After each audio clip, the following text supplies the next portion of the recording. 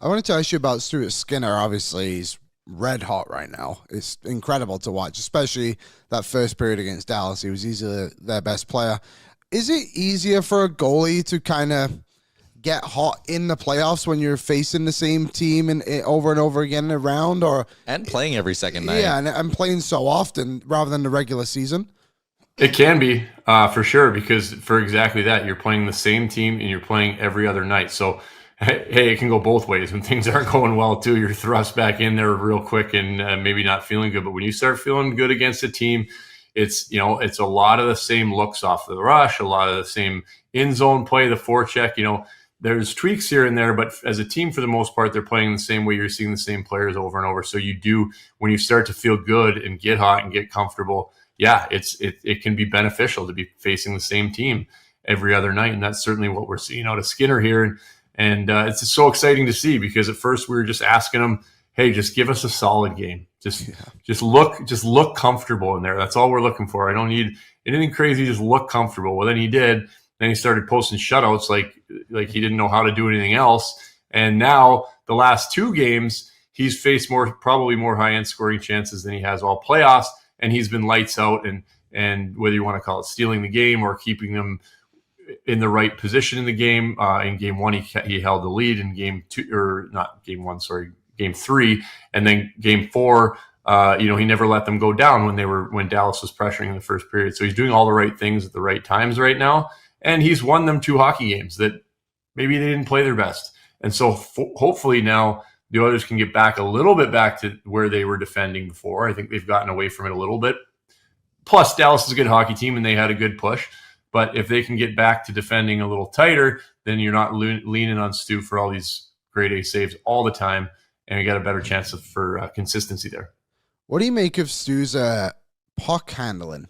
He seems to be touching the puck way more than I've seen him before. It might be a bit of a strategy they've started to throw in against the Dallas Stars, I'm thinking.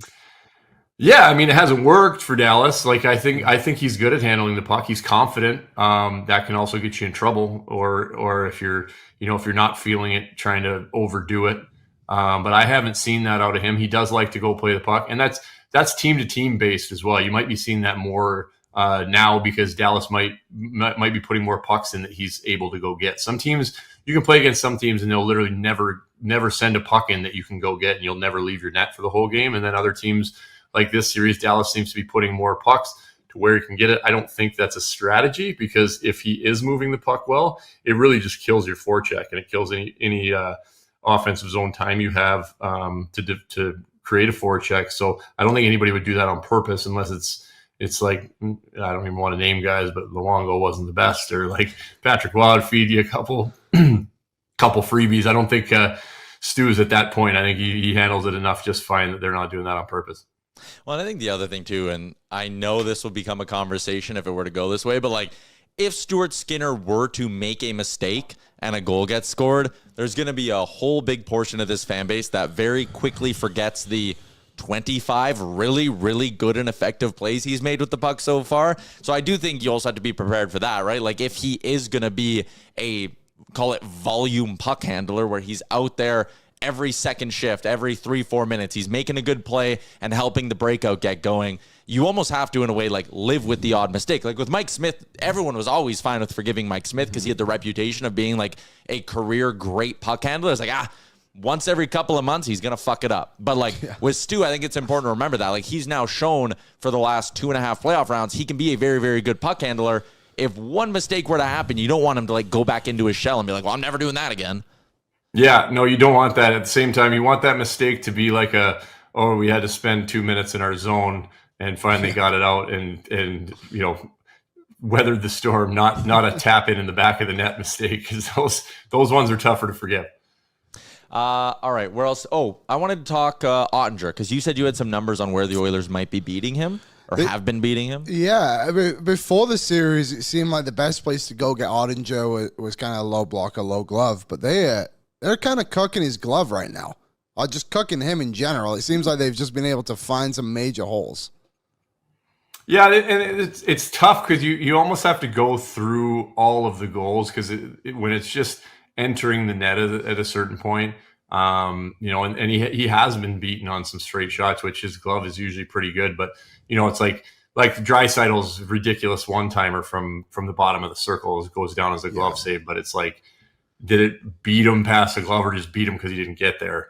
But yeah, I mean, trends are always good to look at that way. I think, the game's so fast and it's so hard, and these players practice and they have their shots that they like to make. I don't think there's really a ton of like, I'm going to go high glove here, unless the guy has a breakaway or is like wide open coming down the wing and has that like thought process. It's not bad. It's not a bad thing to have.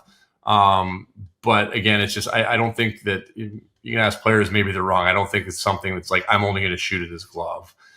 I think it's different if it's low or high. Like if a guy's popping out rebounds all the time on bad angles, having that strategy of throwing at his feet all the time is definitely something, or bad angles up high or things like that. But if they can think that quickly when you got a guy slashing you in the arm or something to shoot glove instead of your regular spot, then keep going there. But I think these guys are mostly kind of have their spots. And again, it's where their bodies are, where they're positioned, where they're even able to shoot in the first place.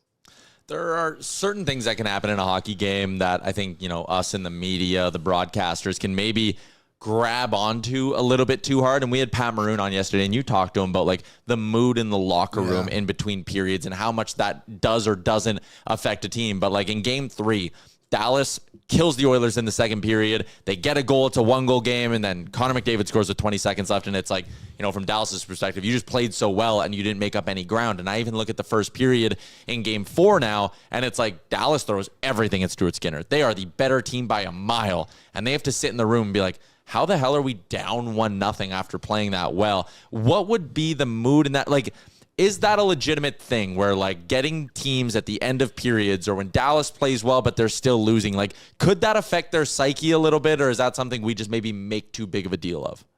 No, it definitely can, especially those late goals, because it can change an entire period. Like even if it's a 1-goal game, like if Dallas is winning by a goal and they're dominating, and then somebody scores to tie the game with 15 seconds left in the period, it all feels like a waste of time. And again, these are things that you have to deal with and have to get through as professionals. And that's what these guys do. But at the end of the day, like Dallas feels like they're right there. And then with 30 seconds left in the period, it's 3-1. And they feel like they're working so hard to get one. Now it's all, they worked, they couldn't get it. Now they're down 2. And then that can change. And again, it's whether they deal with it properly or not really affects how it goes. But it's a emotional human side of it that you're going to feel down when you go in there, and then you have to be able to rally as a group, and the leader's got to step up and just try to keep that energy level up. But it's a lot harder to do when something like that happens right at the end of a period. You're going to be on pre and post game tonight? That's the plan. Yep. Will Aaron be available? Who knows? He's a game time decision. We're seeing how the day treats him. But anyways, Doobie will be on pre and post. We got a new episode of Ask Dubnyk out. It dropped yesterday as well. So if you're looking for something to fill up your afternoons, a new episode of Ask Doobie. You can also find it wherever you get your podcasts from. And we won't give the whole story, but you told a great Nikolai Habibulin story on the pod. It's about ping pong balls. Ping pong and balls. Yes, correct. Potentially. All right, Doobie. Hopefully, we won't put any pressure on you. Hopefully we see you in Edmonton next week. Oilers got to win tonight to get her done. Thanks for popping on. What's up, Nation citizens? If you like that video, then you need to be subscribed to the Oilers Nation YouTube. Podcasts, live shows, exclusive interviews, and analysis. Everything you need from your favorite voices at Oilers Nation. And you don't want to miss any of it, so hammer that subscribe button.